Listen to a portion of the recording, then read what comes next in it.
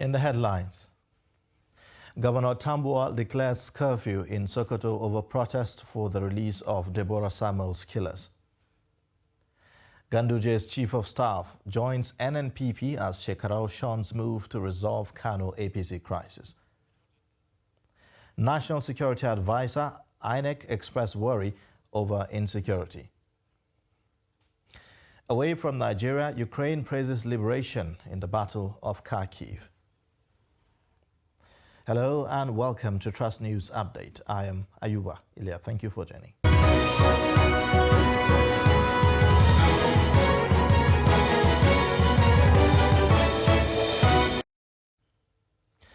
And now to the details.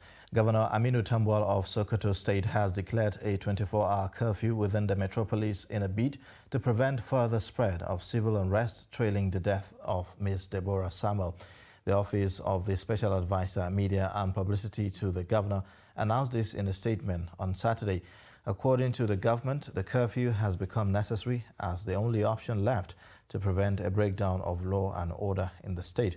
Deborah, a second-year student of the Shehu Shagari College of Education in Sokoto State, was killed on Thursday following an allegation that she had blasphemed Muhammad, the Prophet of Islam. Her death has sparked outrage from various individuals and groups across the country, including the Christian community, who demanded that her killers be brought to justice. Fellow citizens of Sokoto State, following the sad incident that happened at the Shehu Shagari College of Education Sokoto on Thursday, and sequel the developments within the metropolis this morning to this afternoon,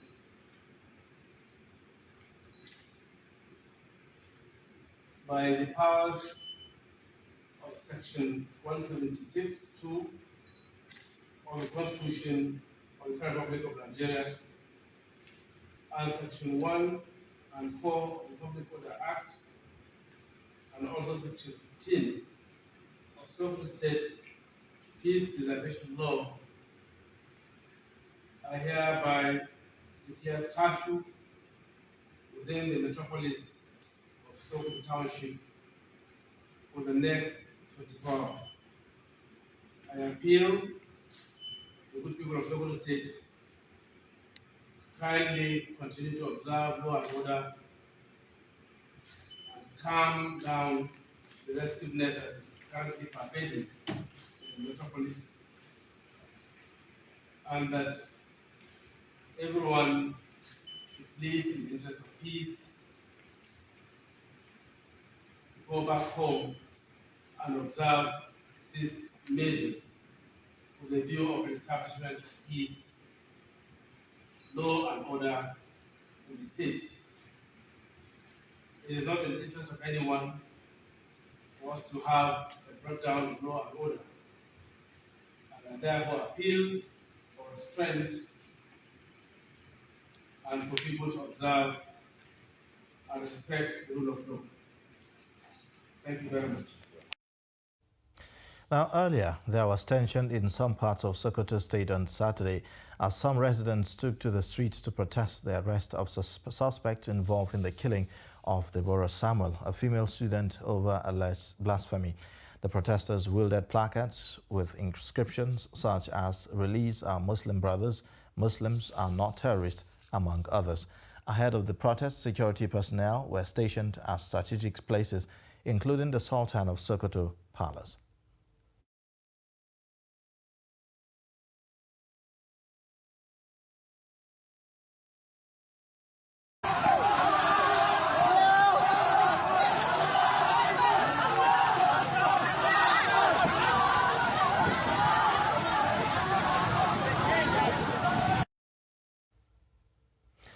Prayers by religious clerics and other citizens can contribute to surmounting the problems of the nation, Pastor and General Overseer of Redeemed Christian Church of God has said. Pastor Enoch Adeboye stated this during his visit to the Nasarawa State Governor in Lafia. The Christian cleric said that Nigerian problems are not religion, but political, adding that if attention is given to prayers, God will intervene. Pastor Adeboye said his decision to go around some states was to support the efforts of leaders through prayers as they work towards finding lasting solution to the nation's challenges. Nasarawa State Governor Abdullahi Sule, while responding, corroborated the Christian cleric's position, the efficacy of prayers, and commended him for embarking on the prayer tour. We are shooting at the people in the train that they were laid on the way to Kaduna. They didn't have a special bullet for Christians and another kind of bullets for Muslims. They were shooting. And bullets kill anyone. Bullets will not ask, what is your religion? So I said, we have a problem that only God can help us to solve. So these things that are happening, like you truly mentioned, are not religious. They are purely political. And it is only God that will touch the hearts of the people who are causing these problems, that will make an 80-year-old to travel to Lafia for the first time in the history of his life, and now to travel to all these other places to pray for our country. So we need those prayers today. We need those prayers in every state of the Federation. We need those prayers for our Mr. President, for our country, and the young people. You have nothing else at the age of 80. You are not looking for anything else. So that's why it is touchy and emotional. For you, you don't need anything. Yet, you are going around the country, praying for the country so that we can have peace. May the Almighty Allah continue to bless you, to guide you, to give you good health, so you can live another 80 years. The Northern Consensus Movement has expressed displeasure over the assumption that most bandit and kidnap-related offences are perpetrated by men of the Fulani extraction. President of the movement, Awal Aliyu, made this known at a press briefing in Abuja to address the misconceptions often held against the Fulanis. Aliyu explained that it is unacceptable for the Fulanis to be profiled based on the misdeeds of a few bad eggs, adding that many of them have also fallen victim to the atrocities of the criminals. This insinuation that the Fulanis are the kidnappers, the Fulanis are the ones doing cattle rustling, the Fulanis are the bandits. Yes, you will have some of the Fulanis being part of this, but it's not only Fulanis that are involved in all these things. You have the Hausas, you have the all other tribe in Nigeria that are involved. A lot of arrests that have been made. You discover that where they said it's Fulani, you discover that there's not Fulani. But that is not to say that, like I said, that the Fulanis are not involved. The Fulanis themselves are being kidnapped by the bad eggs among them. So it is not every Fulani. When you have over 40 million Fulanis, and out of the 40 million, if you have about 500,000 or a million involved in this kidnappings and banditry and what have you, how can you be so unfair to about 39 million when you have maybe 1 million that are involved? On security matters, operatives of the Force Intelligence Bureau Intelligence Response Team, FIB-IRT, have arrested 23 suspects for culpable homicide, armed robbery, kidnapping, and arms trafficking. Among those arrested are the alleged killers of ex-Zamfara State gubernatorial aspirant and owner of Famac British School, Alhaji Sagir Hamidu, at Rijana. The FIB-IRT also recovered 52 firearms, including 1 rocket-propelled grenade launcher, 1 general-purpose machine gun, 36 AK-47 rifles, 2 English shotguns, and 5 locally made shotguns, among others. A statement by the Force Public Relations Officer, Olumuyiwa Adejobi, says operatives also arrested 2 suspects at Gwagwalada area of the FCT and another 2 at Plateau and Anambra State. The statement says all suspects will be arraigned in court upon a completion of investigations. Ali Makoda, who was until Friday the Chief of Staff to Governor Abdullahi Ganduje of Kano State, has dumped the All Progressives Congress for the new Nigeria People's Party. He confirmed this to Daily Trust via a text message on Saturday. Meanwhile, Senator Ibrahim Shekarau of Kano State has shunned an invitation to resolve the crisis between him and Ganduje. The meeting, according to sources familiar with the development, was discovered to be organized by the national chairman of the APC, Abdullahi Adamu, and some APC governors. This development, it was gathered, proved to Shekarau that there was no sincerity in the reconciliation process and led him to shelve the plan to attend. Presidential aspirant of the People's Democratic Party and former Vice President Atiku Abubakar says placing value on education, unity and tackling insecurity should be a priority to any government. He stated this when he met with delegates of the party in Asaba, Delta State. The former vice president, who noted that Nigeria needs to take back its pride of place as the giant of Africa, explained this can only be done if proper attention is given to accountability, security, transparency in governance, as well as dedication to the ideals of nationhood. On his part, the Delta State Governor, Ifeanyi Okowa, says the PDP has all it takes to emerge victorious in 2023 and guarantee the return of Nigeria to greatness. In worse than the situation we found ourselves in 1999. So that's why I identified unity as number one. Every part of this country is witnessing one form of insecurity or the other. And I said we are going to tackle insecurity. Then we face the economy. It is only when you tackle this unity and security that you will be able to face the economy. Today, our universities have been closed for only God knows when.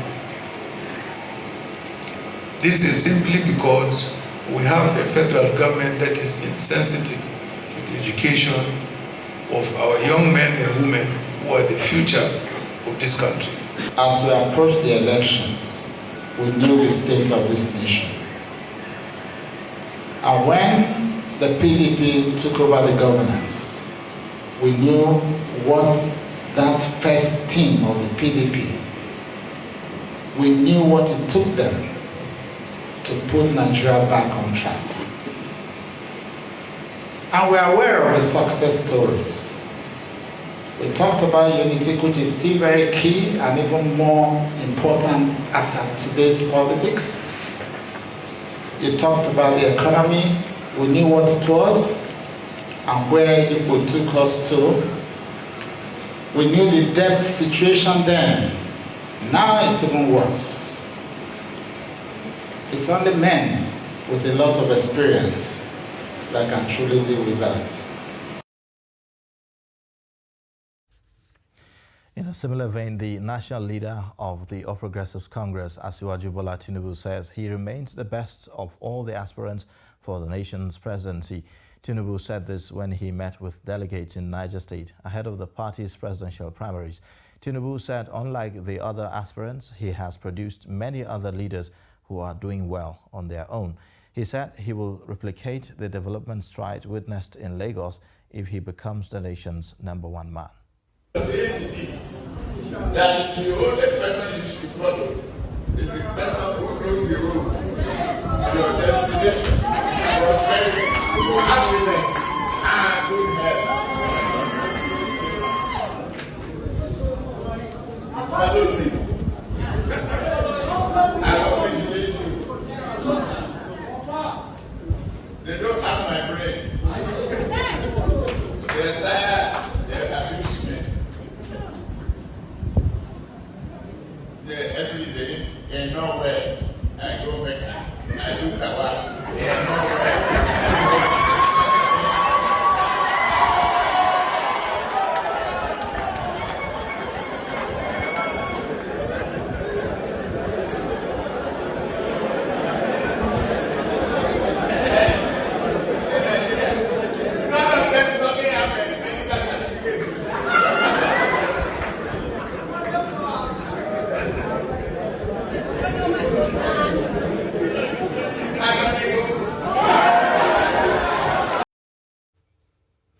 You're watching the news update on Trust Television.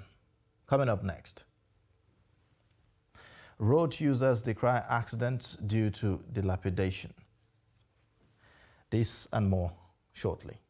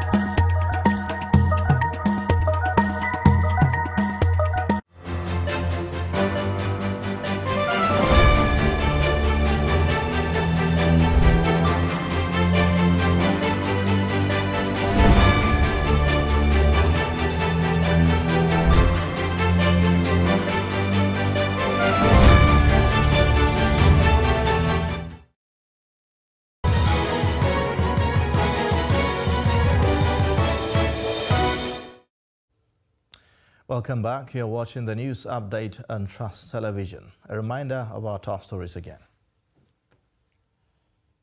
Governor Tambuwal declares curfew in Sokoto over protest for the release of Deborah Samuel's killers.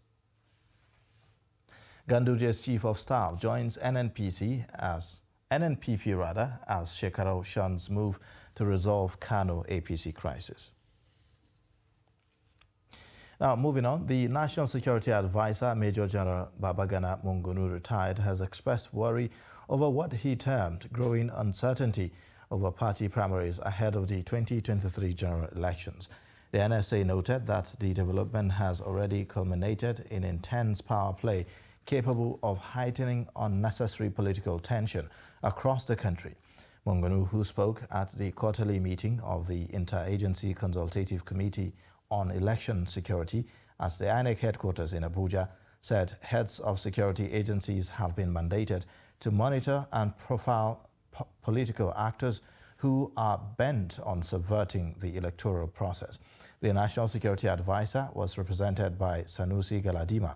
INEC Chairman Professor Mahamoud Yakubu enjoined security agencies to expedite actions on degrading the security threat before the general elections. Has noted with utmost concern the growing uncertainty heralding the conduct of party primaries for 2023 elections.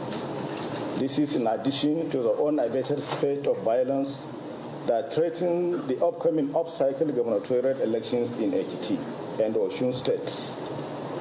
More worrisome is the unguarded utterances of some highly respected individuals and groups, which more often than not amplifies divisive narratives to the detriment of national security and stability.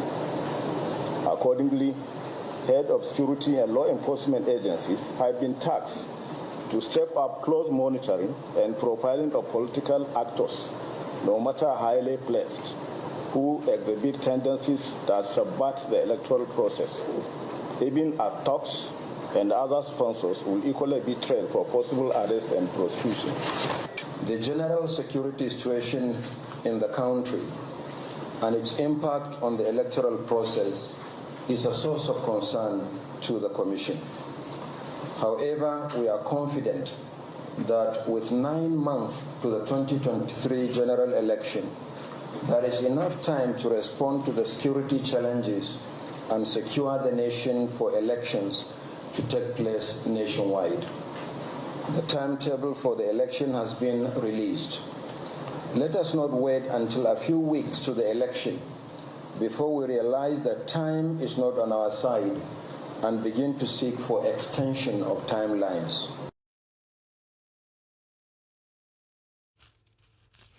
The Katsina-Kano Road was constructed from over a century ago.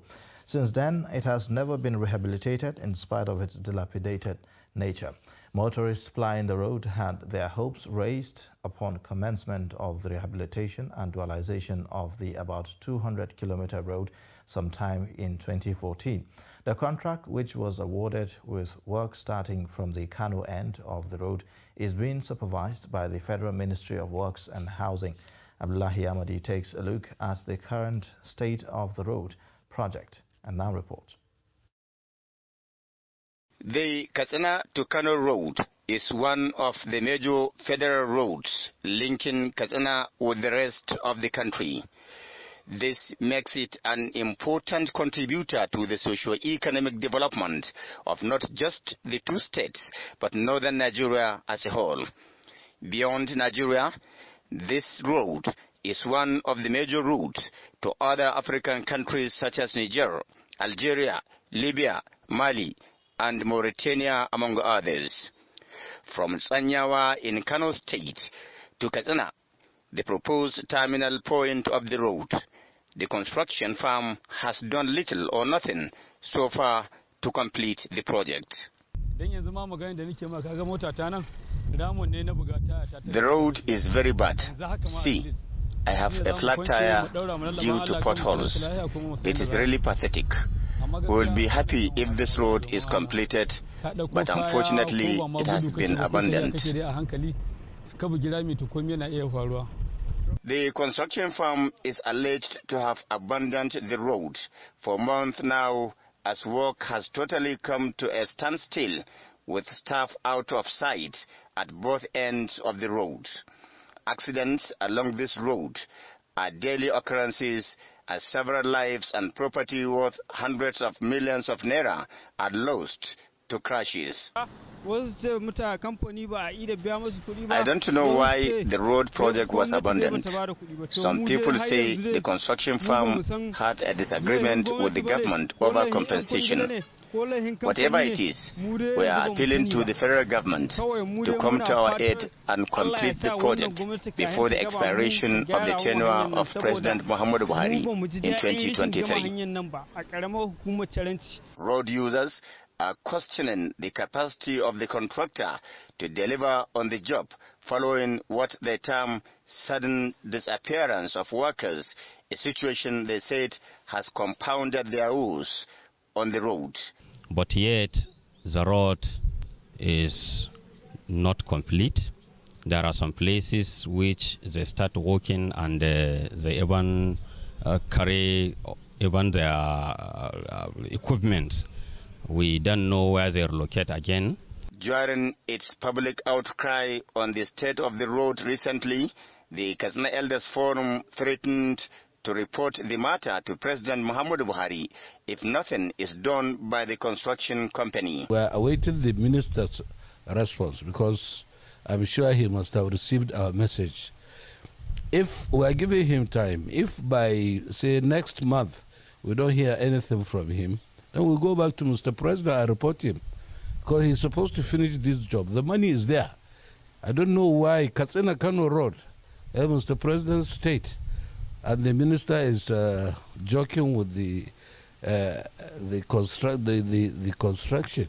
Observers say if by the end of the tenure of the Muhammadu Buhari-led federal government, the Katsina Kano Road is not completed, Katsina people will be left with no option than to feel abandoned and marginalized. Abdullahi Ismail, Trust Television News, Katsina. A non-governmental organization, Legislative Initiative for Sustainable Development, has organized a 2-day training for journalists and members of civil society groups on accountability and good governance. The workshop centered on strengthening accountability on Basic Health Care Provision Fund in Gombe State. Ibrahim Ismail has more. The training, organized by Legislative Initiative for Sustainable Development and the Ministry of Health in Gombe State, will help journalists and members of civil society groups track records and monitor the implementation of health programs under the Basic Health Care Provision Fund (BHCPF) in the state. So there was a recommendation for possible capacity building for CSO Media Coalition in Gombe because of the identified capacity gap. So that was one of the key things that informed this capacity building workshop. Then another thing that informed this is because of the plan we've had to work with government to improve awareness and accountability around implementation of basic healthcare provision fund. So these are the key major factors that inform it. Representative of civil society organizations said the training will improve advocacy techniques and accountability in the health sector. Services in our dear state, and at the end of this training we believe we are going to develop accountability framework that will be used by both CSO and media in making government accountable for their actions and making sure that funds that are released by various MDAs reach the end users at our communities. Some participants shared their experience after the training. The way we are going to enlighten the people to know about various services of family health care and BHCF initiative for the federal government and Gombe state governments. I want to enlighten people to know that if they have the ailments, except for referral or an emergency, ailments that needs emergency, they should go to the nearest facility because most people die even before getting to the tertiary institution.